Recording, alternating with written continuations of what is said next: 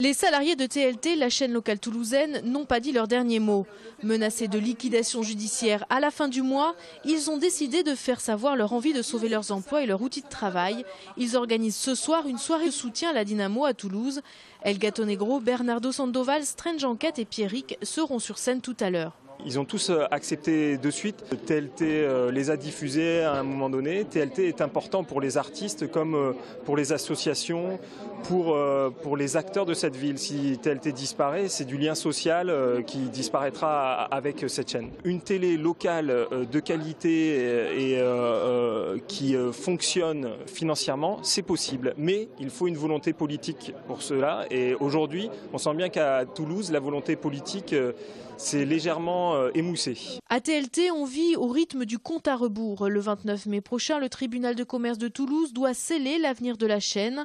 À l'heure actuelle, l'argent des contrats d'objectifs et de moyens de la ville et de la région a été versé. Seule Toulouse Métropole, de son côté, semble jouer la montre.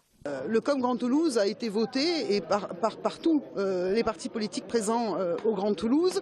Nous, on s'est dit à partir du 7 avril, le Grand Toulouse, qui était la cause un petit peu de nos soucis parce qu'il ne payait plus depuis le mois de janvier, ça y est, on va être payé. Et on se rend compte qu'en fait, quelqu'un a concocté, une petite main a concocté un petit alinéa, comme quoi notre fréquence devait être renouvelée ou pas par le CSA, qu'ils attendaient ça. Alors on a attendu, il y a une commission qui s'est réunie, qui a dit on va leur redonner la fréquence à TLT. Ah, on a dit ah ben non, la commission, ça suffit pas, il faut attendre officiellement la plénière. Et donc de fil en aiguille, alors que déjà fin avril, on aurait dû avoir cet argent débloqué du Grand Toulouse, toujours pas aujourd'hui, alors qu'on arrive à la veille du tribunal de commerce et que c'est important quand même d'arriver en ayant un peu de trésorerie. Donc on a l'impression que tout est fait pour nous envoyer en liquidation judiciaire. Le jeu a été le jeu de la patate chaude, c'est-à-dire que personne ne voulait prendre la responsabilité, donc on me dise « Ah, mais c'est lui qui a fermé TLT parce qu'il n'a pas payé ». Donc après, il y a des gens qui ont joué le jeu. Je pense notamment au président du conseil régional. À chaque fois qu'il nous a reçus, ses paroles ont été suivies des faits. Tout est signé. Tous les coms sont signés. 2 200 000. Le seul com avec lequel on a des problèmes pour se faire payer, c'est celui du Grand Toulouse. Aujourd'hui, chacun est invité à exprimer son attachement à la chaîne locale et soutenir ses salariés de 19h30 à 23h à la Dynamo à Toulouse, avant le rendez-vous du 29 mai au tribunal de commerce. Les conducteurs de bus et de tramway tissés haut sous les fenêtres de Jean-Luc Moudingue ce matin. 6 semaines de conflit et une mobilisation qui ne faiblit pas selon les syndicats. Sur le seul dépôt de l'Anglade ce matin, on comptait 214 salariés grévistes sur un effectif total de 245 personnes. Les salariés grévistes de Tisséo qui estiment que seul le maire de Toulouse est en mesure aujourd'hui de débloquer la situation et éviter ainsi le pourrissement de la grève imposée selon eux par leur direction. On a essayé à plusieurs reprises d'alerter notre direction, les élus. On a fait un courrier à l'inspection du travail pour demander une médiation. On a écrit au secrétaire au ministère des Transports dans le même but. On a reçu une fin de non-recevoir. On ne demande rien en fait, parce qu'on a 0,45 d'augmentation, ce qui représente 8 euros brut, 6 euros net, et on a 30 euros d'augmentation de la mutuelle. Et pendant le conflit, on a été reçu par la direction de Tisséo qui voulait nous augmenter 4 euros la cantine. Donc en fait, à l'arrivée, on perd les négociations salariales. Cette année, on perd plus de 30 euros. On ne demande pas trop, on perd de l'argent. Les salariés grévistes de Tisséo ont indiqué ce matin qu'ils ne lâcheront rien tant que leurs revendications n'auront pas abouti. Ils conseillent aux usagers impatients d'adresser leurs réclamations à la direction de Tisséo et à la mairie de Toulouse. Une délégation devait être reçue en fin de matinée pour tenter de rétablir le dialogue. Nous sommes avec Tugan Sokev. Tugan Sokev, vous avez renouvelé en fait votre confiance avec la ville de Toulouse pour une durée de 3 ans. Ça fait 10 ans que vous êtes là maintenant. Est-ce que vous pensez rester peut-être toute une grande partie de votre vie encore à Toulouse ? Je ne sais pas si c'est une grande partie de ma vie, mais c'est déjà 10 ans. Ça, c'est quand même, pour chef d'orchestre, c'est une signe très forte. Ça veut dire, moi je suis très très content avec l'orchestre, avec Toulouse, avec le public qui vient au concert.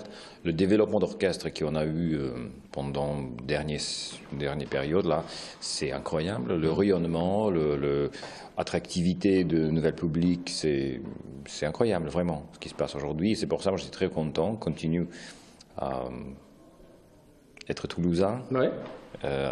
Habiter ici, travailler avec cette bel orchestre.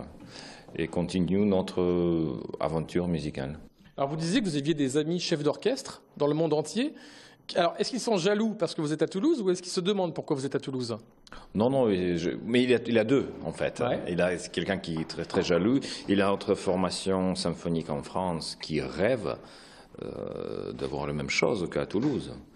Et c'est unique. Ce qui se passe aujourd'hui à Toulouse, ça n'existe qu'à Toulouse.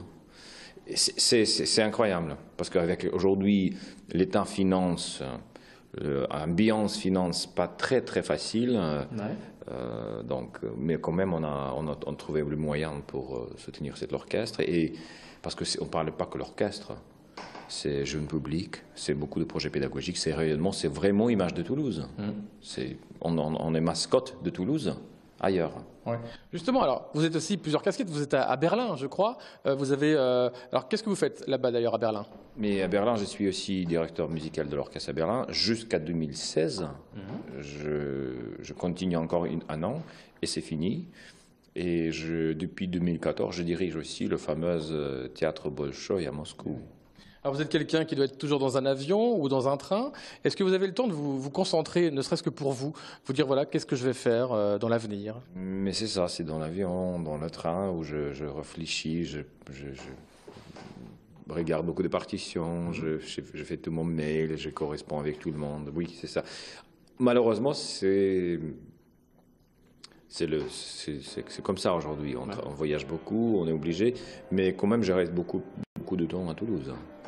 Est-ce que d'ailleurs, la saison 2015-2016 va être bientôt dévoilée, est-ce qu'on peut donner des thématiques? Est-ce qu'il y a des compositeurs que vous allez jouer, que vous avez rarement joué, ou est-ce qu'il y a des choses qui reviennent d'année en année? On va continuer sur toujours musique française, on va continuer de faire découverte de jeunes musiciens, jeunes talents, musique qu'on n'a jamais entendue. Il y a toujours surpris, donc on verra. Est-ce qu'au-delà de ça, vous avez, un groupe très soudé? On vous a vu travailler avec les flûtistes, avec les contrebasses, avec les violons. Est-ce que c'est un orchestre, c'est un ensemble, ou est-ce qu'il s'est composé de plusieurs parties qu'il faut bien connaître? L'orchestre, il s'est composé de beaucoup de groupes. D'abord la corde et l'harmonie, et l'instrument de petite harmonie avant, cuivre, mais finalement c'est le travail ensemble, de groupes collectifs. Donc c'est difficile. Il faut travailler avec les groupes séparément et après ensemble. Est-ce qu'on peut reconnaître, rien qu'à l'oreille, on se dit tiens, c'est Tugen Sokiev qui dirige l'orchestre? Qu'est-ce qui pourrait nous faire qu'on reconnaîtrait ça? Je ne sais pas. Et ça, il faut poser question au public, pas moi. Vous êtes beaucoup plus pointilleux peut-être? Vous êtes sur les attaques? Ça dépend de répertoire. Ça dépend maintenant, par exemple, on est dans la force du théâtre du Capitole, on prépare le fiançailles au couvent, ça c'est l'opéra, c'est les répertoires lyriques, là il faut diriger différemment qu'à la Logra, le répertoire symphonique, donc ça dépend. Alors se pose la question du futur auditorium à Toulouse. Je sais que vous avez vu dans le monde entier différents auditoriums, là on parle éventuellement à la prison Saint-Michel d'un auditorium. Vous avez envie d'être inclus dans le projet si ça se fait? Mais d'abord, je suis très content que le même sujet déjà abordé aujourd'hui à Toulouse, et Jean-Luc Moudin a déjà commencé cette étude, il a commencé ses projets, et je pense que ça c'est quelque chose qui va vraiment installer Toulouse sur le plan culturel de l'Europe, parce qu'aujourd'hui avoir une salle d'auditorium comme ça c'est quelque chose de très très spécial. Je rêve de cet auditorium, et